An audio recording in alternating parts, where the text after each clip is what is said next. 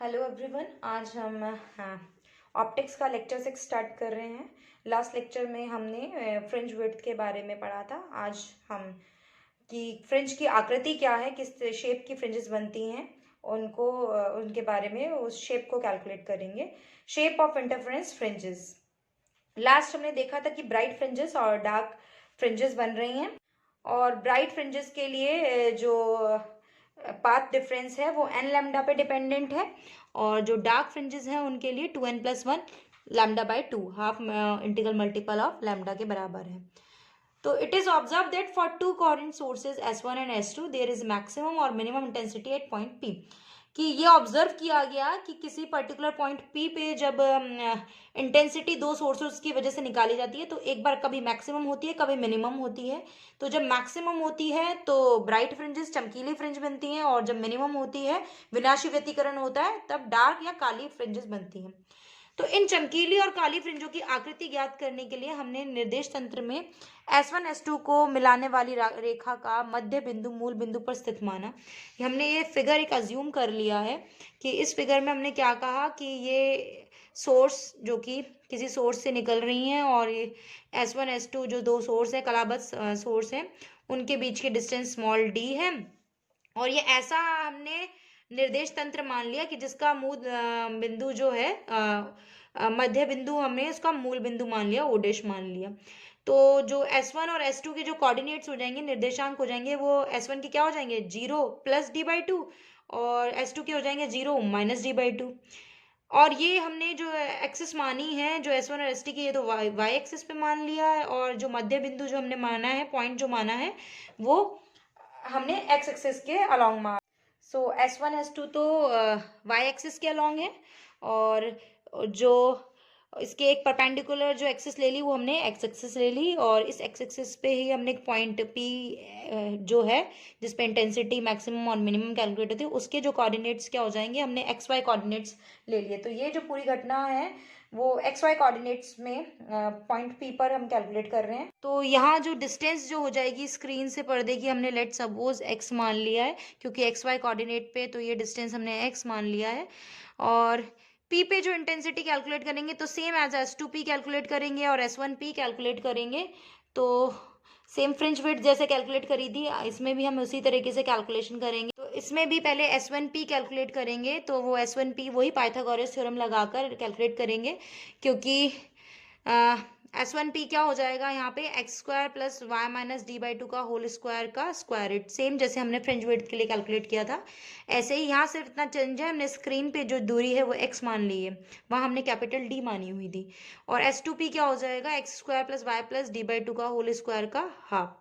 इन दोनों की हेल्प से पाथ डिफरेंस निकल सकता है, पथांतर निकाल सकते हैं। पथांतर क्या हो जाएगा डेल्टा, जिसे डेल से हम डिनोट करते हैं। S2P - S1P कर दें तो ये इक्वेशन हो जाएगी x² + y + d/2 का होल स्क्वायर का root minus x² + y - d/2 का होल स्क्वायर का रूट। अब ये इक्वेशन जो है इसको सॉल्व करने के लिए हम क्या करें, ये जो आपका जो नेगेटिव पार्ट है इसको हम लेफ्ट हैंड साइड ले जाएं, तो ये क्या हो जाएगा del plus x² + y - d/2 का होल स्क्वायर का हाफ स्क्वायर रूट, और इधर ये वाली टर्म रह जाएगी। अब इस इक्वेशन को सॉल्व करने के लिए क्या करें, बोथ साइड स्क्वायरिंग करें। ऑन स्क्वायरिंग बोथ साइड, दोनों तरफ स्क्वायर करेंगे तो इक्वेशन का क्या हो जाएगा, ये इसका होल स्क्वायर हो जाएगा, इधर इसका स्क्वायर करेंगे तो ये स्क्वायर रूट हट जाएगा। तो यहाँ स्क्वायर करने से क्या हो जाएगा, पहले इसको लिख लेते हैं x² + y² + d² / 4 + yd। ये हमने y + d/2 का होल स्क्वायर भी खोल लिया और स्क्वायर रूट हट गया, तो ये हो जाएगा। और इधर क्या रह जाएगा del square + x² + y² - yd + d² / 4 और प्लस ट्वाइस ऑफ 2 डेल्टा और ये टर्म का रूट, ये हमने खोल लिया है। इस इक्वेशन को जब हम खोलेंगे सॉल्व करेंगे तो ये क्या हो रहा है x² और y² एग्जैक्टली यहाँ पे भी कट गए, और ये जो d²/4 था ये भी कैंसिल हो चुका है। तो यहाँ क्या बचा, yd बचा। तो यहाँ भी yd है नेगेटिव का, इस yd को इधर ले जाएंगे तो 2yd हो जाएगा, और डेल स्क्वायर को इधर ले जाते हैं 2yd - डेल स्क्वायर हो गया। तो 2yd - del square equal to कितना बचा, ये टर्म बची। ठीक है, फिर स्क्वायर रूट आ रहा है। अगेन हम इस इक्वेशन का क्या करें, स्क्वायर कर दें both side. On again on squaring both side, क्या हो जाएगा, ये इसका स्क्वायर करेंगे तो 4y² d² plus del 4 minus 2 × 2 क्या हो गया 4y d del²। ये तो इतना हो गया इस साइड, इस इक्वेशन का स्क्वायर। ठीक है, और जो नेक्स्ट है उसका क्या हो जाएगा, ये 4 del² हो जाएगा और इसका स्क्वायर रूट हट जाएगा और अंदर हम स्क्वायर को खोल सकते हैं। तो ये जो बचेगा वो होगा आपका 4 del² x² plus 4 del² y² minus 4y d del² plus del² d²। ये जो d²/4 है उससे 4 से कट जाएगा। ठीक है ना, तो ये इक्वेशन को अगर रीअरेंज करें तो ये हो जाएगी 4y² d² plus del² minus 4 del² x² is equal to del² d minus del²।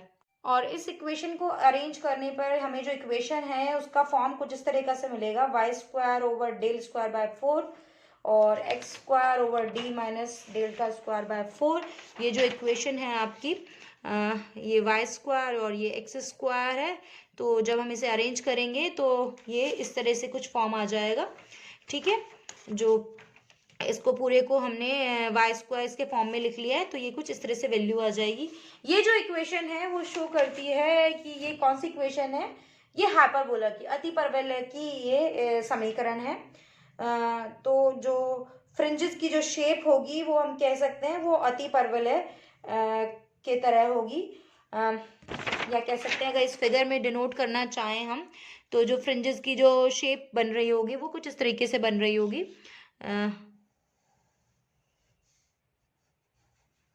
इसी तरह नीचे भी इसी तरह से बन रही होगी।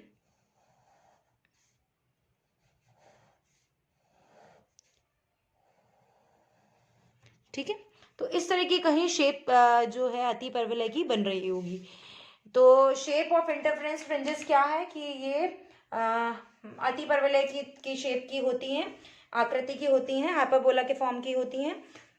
और अगर इन कोऑर्डिनेट्स में हम XY जो पॉइंट P है अगर हम बहुत लार्ज ले लें, मतलब जो डिस्टेंस है दो सोर्सेज का बीच का उसको पार्ट डिफरेंस से बहुत ज़्यादा ले लें, it means D is very very greater than delta हो जाए, तो क्या हो जाएगा, ये जो इक्वेशन है अगर D की वैल्यू बहुत ज़्यादा हो डेल्टा से तो ये इन कंपैरिजन टू d² इग्नोर किया जा सकता है। और तो उस वक्त पे हमारी जो कंडीशन है वो इक्वेशन है वो ऐसी रह जाएगी, y is equal to plus minus del over under root d² minus del² x, या फिर हम कह सकते हैं y is equal to del/dx। ये जो इक्वेशन है वो स्ट्रेट लाइन की इक्वेशन है, सरल रेखा का समीकरण है। तो जब अगर पार्ट डिफरेंस जो है डेल्टा है वो in comparison to distance between sources जो है उससे बहुत कम होता है, तो हमारा जो फ्रिंज की जो शेप है वो स्ट्रेट लाइन की फॉर्म किया जाएगी। नाउ बात करते हैं कंडीशन फॉर सस्टेन्ड इंटरफेरेंस, कि स्थायी व्यतिकरण प्राप्त करने के लिए जो अनिवार्यता है वो क्या होनी चाहिए, क्या कंडीशन होनी चाहिए, क्या शर्तें होनी चाहिए एक स्थायी व्यतिकरण प्राप्त करने के लिए। तो पहली कंडीशन कि both sources should be coherent, दोनों ही जो स्रोत हैं वो कैसे होने चाहिए, कला संबद्ध होने चाहिए, मतलब सेम फेज में ही होने चाहिए। दो कला जो स्रोत हैं उनको कला संबद्ध कैसे बनाया जाता है या किस तरीके से कला संबद्ध स्रोत प्राप्त करी जाती हैं वो हम नेक्स्ट लेक्चर में पढ़ेंगे। पर पहली कंडीशन क्या है, दोनों जो स्रोत हैं वो कोहेरेंट होने चाहिए, कला संबद्ध होने चाहिए। नेक्स्ट की amplitude of both the wave should be equal और नियरली इक्वल, कि जो आयाम है दोनों ही तरंगों का वो बराबर या लगभग बराबर होना चाहिए एक अच्छा व्यतिकरण प्राप्त करने के लिए। तीसरी जो शर्त है कि path difference between both the wave should not be large, कि जो दोनों जो तरंगे हैं उनका जो पथांतर है वो ज़्यादा नहीं होना चाहिए, ज़्यादा पथांतर होगा तो इंटरफेरेंस पैटर्न जो है वो स्थायी नहीं मिलेगा। और चौथी जो कंडीशन है वो है कि disturbance produce by the both sources should be along the same line और एक्सिस, कि जो विक्षोभ जो उत्पन्न हो रहा है दोनों ही स्रोतों द्वारा तो वो एक ही रेखा के अनुदिश होना चाहिए, तभी हमें स्थायी व्यतिकरण मिलेगा। जब ये चारों ये शर्तें पूरी कर दी जाएंगी तो ऐसी शर्तें पूरी करने पर जो हमें इंटरफेरेंस पैटर्न मिलेगा वो सस्टेन्ड इंटरफेरेंस होगा, स्थायी व्यतिकरण प्राप्त होगा।